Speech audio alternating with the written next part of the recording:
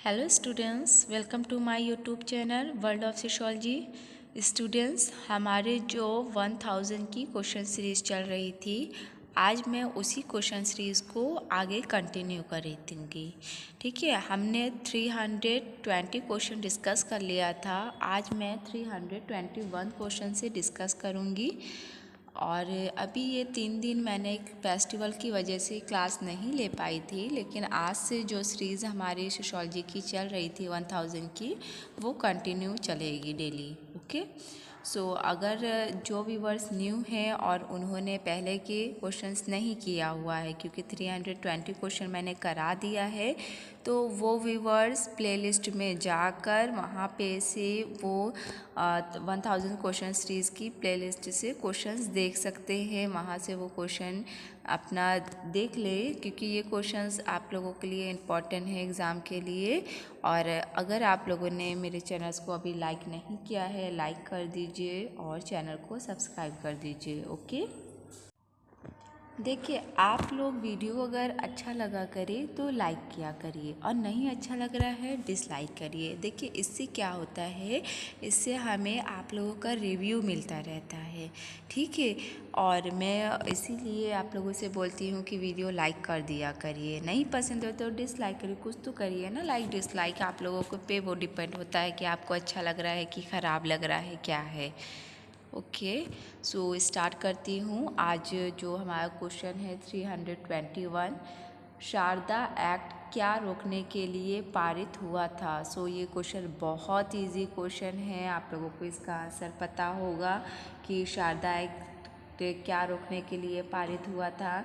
यहाँ पर हमारे जो ऑप्शंस दिए गए हैं, दहेज प्रथा, देवदासी प्रथा, बाल विवाह, विधवा पुनर्विवाह। ये तो बहुत इजी क्वेश्चन है, इसका आंसर सबको पता होना चाहिए कि शारदा एक्ट बाल विवाह रोकने के लिए पारित किया गया था। ठीक है, जिनके लिए ये न्यू क्वेश्चन है उनको नहीं पता था ये, तो वो ये क्वेश्चन को लर्न कर लें, क्योंकि ये अक्सर जीके के पार्ट में भी, हमारा जनरल नॉलेज के पार्ट में जो उसमें अगर होता है ये वाला पार्ट, तो उसमें भी ये क्वेश्चन आते हैं। नेक्स्ट क्वेश्चन देखिए, ये है हमारा क्वेश्चन नंबर 322। निम्नलिखित में नातेदारी की व्याख्या कौन करता है। नातेदारी की व्याख्या कौन करता है, ये पूछा गया है। ये भी क्वेश्चन इजी है।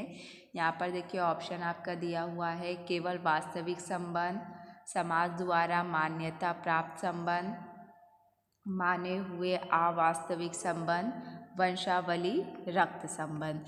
तो इजी क्वेश्चन है, नातेदारी की व्याख्या कौन करता है, वंशावली रक्त संबंध, ये नातेदारी की व्याख्या करते हैं। ठीक है, नेक्स्ट क्वेश्चन है 323, पारिवारिक संबद्धता पर आधारित एक सामाजिक संबंध को किस रूप में परिभाषित किया जा सकता है। तो पारिवारिक संबद्धता पर आधारित, ये भी कोई टफ क्वेश्चन नहीं है, आप लोग इसका आंसर कर सकते हैं। कमेंट बॉक्स में आंसर करिए सभी स्टूडेंट्स। ऑप्शंस में दिया गया है, ऑप्शन ए है रक्त संबंधी, ऑप्शन बी हमारा है प्रत्यक्ष संबंधी, ऑप्शन सी है दूरस्थ संबंधी, ऑप्शन नंबर डी है नातेदारी। तो पारिवारिक संबद्धता जो हमारी होते हैं, सामाजिक संबंध होते हैं परिवार के आधार पर, तो वो तो हमारी नातेदारी के हिसाब से ही हम उसको परिभाषित कर सकते हैं। ठीक है, राइट आंसर डी होगा, नातेदारी। नेक्स्ट क्वेश्चन है क्वेश्चन नंबर 324। ये क्वेश्चन है, नातेदारी के मैत्री पर विवाह संबंध के सिद्धांत को किसने विश्लेषित किया। ये भी बहुत इजी क्वेश्चन है, आप लोगों को इसका आंसर पता है, जल्दी से कमेंट बॉक्स में कमेंट कीजिए। मैंने ये थ्योरी में बताया था कि नातेदारी में वैवाहिक संबंध का सिद्धांत किसने दिया है। ऑप्शन में जो दिए गए हैं, T Shanin, C Levi Strauss, A L Kroeber, A R Radcliffe Brown. तो स्टूडेंट यहाँ पर देखिए, नातेदारी का वैवाहिक जो संबंध सिद्धांत है वो लेवी स्ट्रॉस ने दिया है। आप लोगों ने इनकी अलायंस थ्योरी पढ़ी होगी, वहाँ पे वैवाहिक संबंध को इन्होंने अच्छे से बताया है कि किससे विवाह हो सकता है, किससे विवाह नहीं हो सकता है, एक अलायंस पूरा बन जाता है, याद होगा ये। तो ये उसी से रिलेटेड है, उसको मैंने वैवाहिक संबंध सिद्धांत ये लिखाया भी था आप लोगों को। नेक्स्ट क्वेश्चन है क्वेश्चन नंबर 225। अंतरजातीय विवाह के कारण किसी व्यक्ति को जाति से बहिष्कृत करना उदाहरण है। तो अगर किसी ने इंटरकास्ट मैरिज कर ली है, उसको जाति से बहिष्कृत करना, ये कैसा उदाहरण है, यहाँ पे ये बताना है। तो यहाँ पर हम पहले ऑप्शंस देखते हैं। वैसे अप्रत्यक्ष नियंत्रण का, औपचारिक नियंत्रण का, सकारात्मक नियंत्रण का, नकारात्मक नियंत्रण का। तो ये तो इंडिविजुअली चॉइस होती है इंटरकास्ट मैरिज, ठीक है।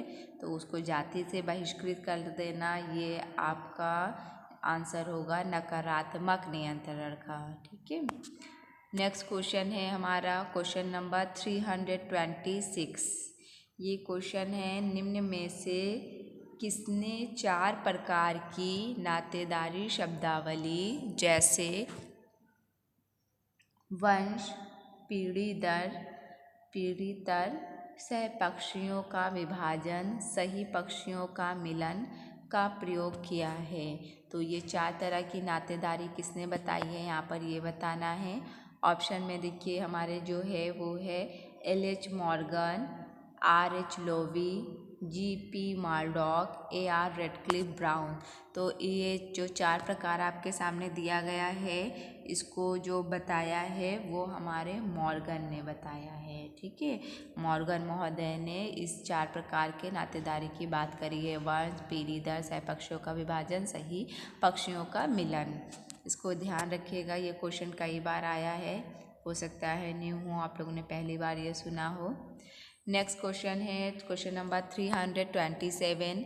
परिहास संबंध किनके मध्य पाए जाते हैं। परिहास संबंध मैंने पढ़ाया हुआ है, जोकिंग रिलेशनशिप आपको। तो यहाँ पर पहले ऑप्शन देखते हैं, इजी क्वेश्चन है, आप लोग इसका रिप्लाई कमेंट बॉक्स में कमेंट करिए क्या होगा इसका राइट आंसर। ऑप्शन में है जीजा एवं साली, पिता एवं पुत्री, माता एवं पुत्री, पिता एवं पुत्र। तो यहाँ पर देखिए हमारा परिहास संबंध पूछा गया है, जोकिंग रिलेशनशिप।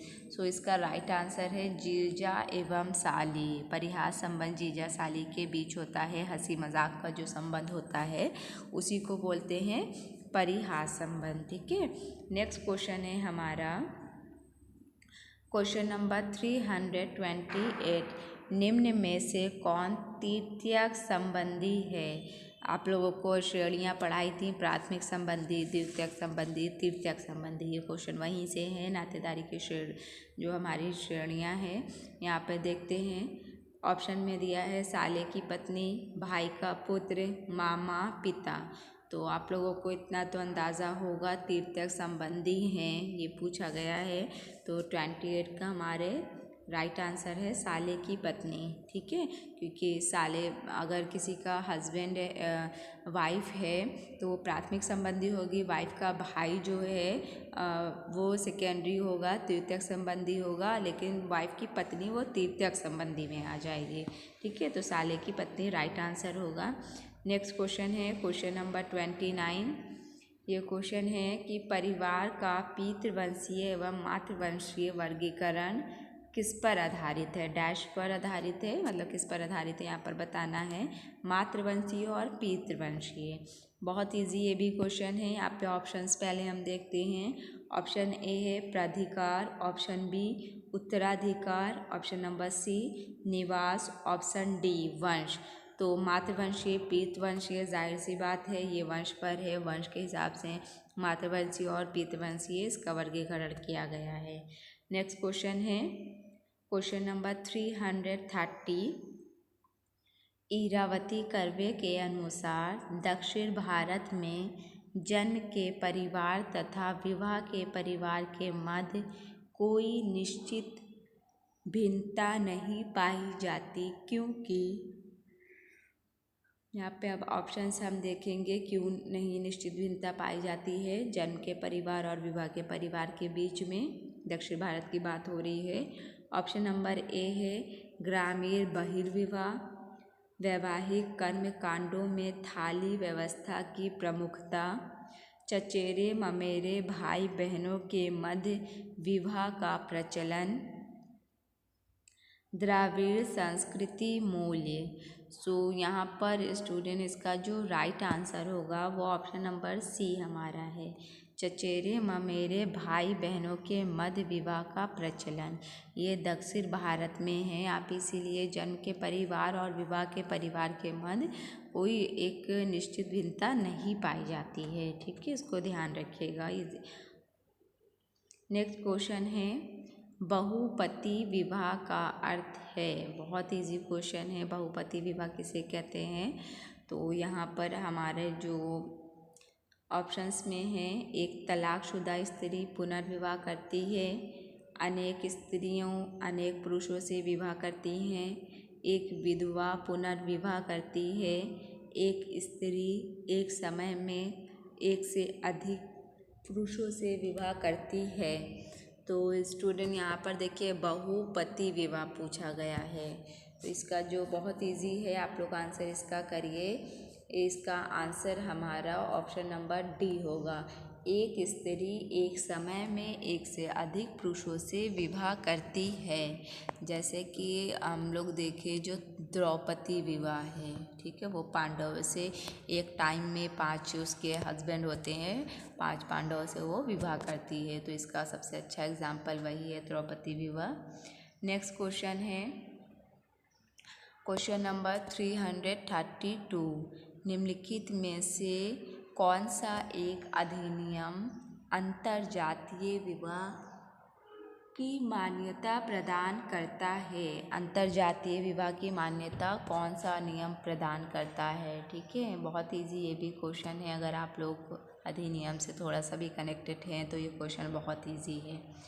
बाल विवाह निरोधक अधिनियम 1929, हिंदू विवाह अधिनियम 1955, विशेष विवाह अधिनियम 1954, हिंदू विधवा पुनर्विवाह अधिनियम 1856।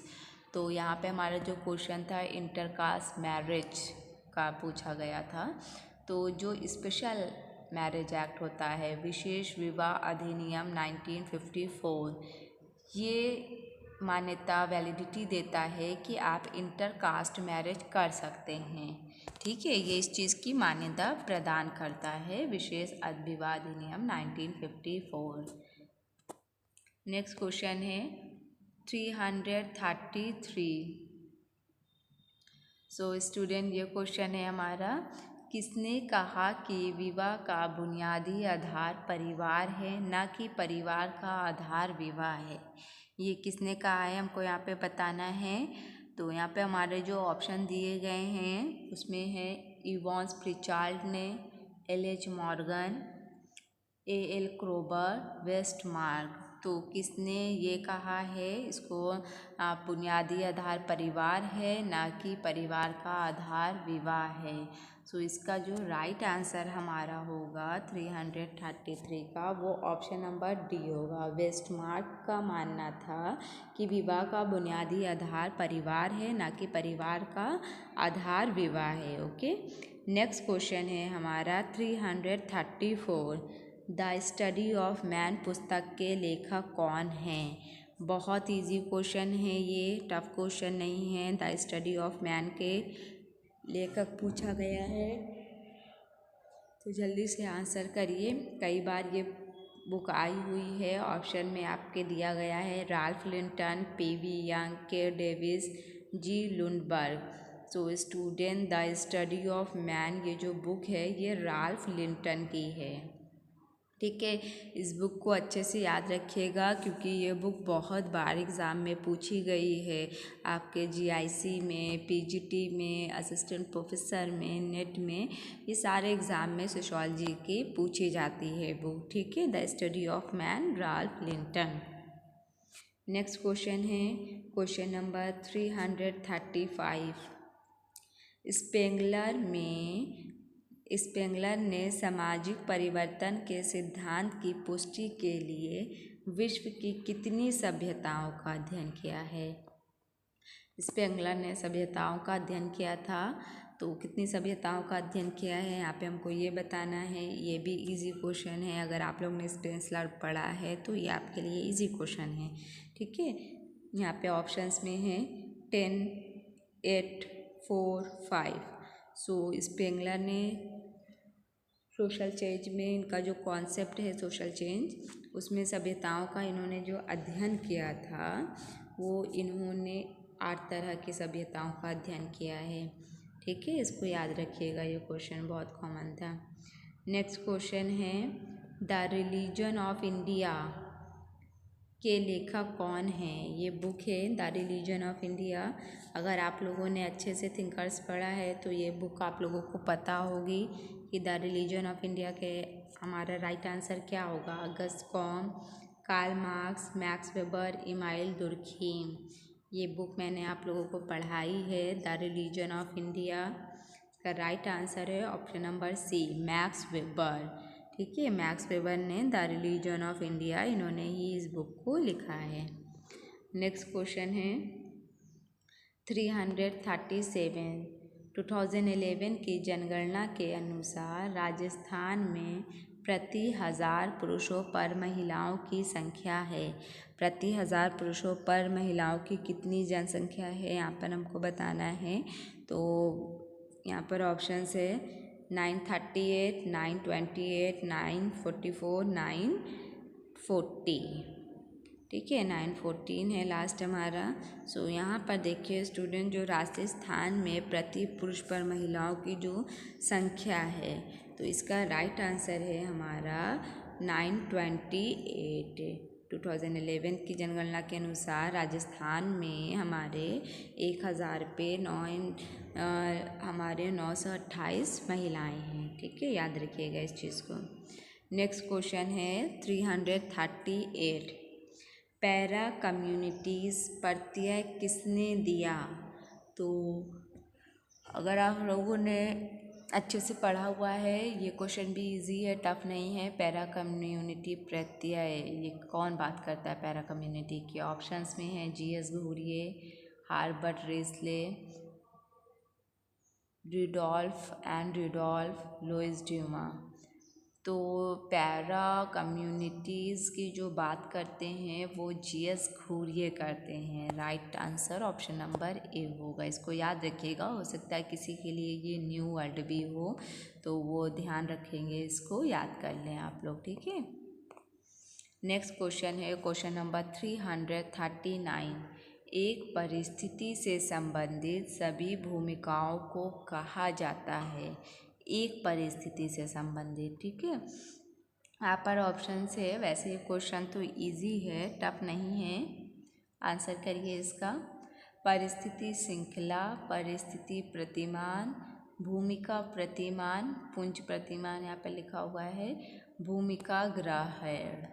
तो यहाँ पर देखिए, एक परिस्थिति से मतलब एक स्टेटस है हमारी, बहुत सारी यहाँ पे रोल जुड़े हुए हैं उससे, बहुत सारी यहाँ पे भूमिकाएं उससे जुड़ी हुई हैं एक ही स्टेटस से। तो ये क्या कहलाती है? मैंने आप लोगों को इसी तरह समझाया था, बहुत अच्छे से बताया था इस चीज़ को। इसका राइट आंसर हमारा होगा भूमिका पुंज। ठीक है, भूमिका पुंज रोल सेट हमारा कहलाता है। जब एक परिस्थिति से कई भूमिकाएं जुड़ती हैं तो वो भूमिका पुंज कहलाता है। लेकिन अभी हम इसी का उल्टा जब कर दें, यहाँ पे एक भूमिका से हमारी कई परिस्थितियाँ जुड़ी हों, ठीक है, कई परिस्थितियाँ यहाँ पे स्टेटस हमारे, ये इस स्टेटस में लिख रही हूँ परिस्थिति, कई स्टेटस और एक भूमिका हो तो ये इसका अपोजिट हो जाता है। ये भूमिका पुंज की जगह हमारा स्टेटस सेट हो जाएगा। ठीक है, परिस्थिति पुंज हो जाता है। इसको ध्यान रखिएगा, ये क्वेश्चन अक्सर आता है हमारा भूमिका पुंज और भूमिका परिस्थिति भूमिका से। ठीक है, राइट आंसर सी है हमारा भूमिका पुंज। नेक्स्ट क्वेश्चन है आज का लास्ट क्वेश्चन हमारा 20 क्वेश्चन में। अगस्ट कॉम की कृति सिस्टम ऑफ पॉजिटिव पॉलिटी को कितने खंडों में प्रकाशित किया है? तो पॉजिटिव पॉलिटी कितने खंड में प्रकाशित है? यहाँ पर ऑप्शन है 2 खंड में, 6 खंड में, 5 खंड में, 4 खंड में। सो स्टूडेंट, इसका राइट आंसर है हमारा डी। ठीक है। अगस्त कॉम की जो बुक है सिस्टम ऑफ पॉजिटिव पॉलिटी, ये 4 खंडों में प्रकाशित की गई है। ठीक है, इसको ध्यान रखिएगा आप लोग। इस तरह से भी क्वेश्चंस बनते हैं। और आप लोगों का यहाँ पर ये क्वेश्चन इनफ हो रहा है। अब आगे मैं कल क्वेश्चन कराऊंगी इसके आगे का। आई होप आप लोगों के लिए ये वीडियो हेल्पफुल रहा हो और आप लोगों को वीडियो पसंद आया हो। ठीक है, वीडियो पसंद आया है तो लाइक कर दीजिए और चैनल को सब्सक्राइब कर लीजिए।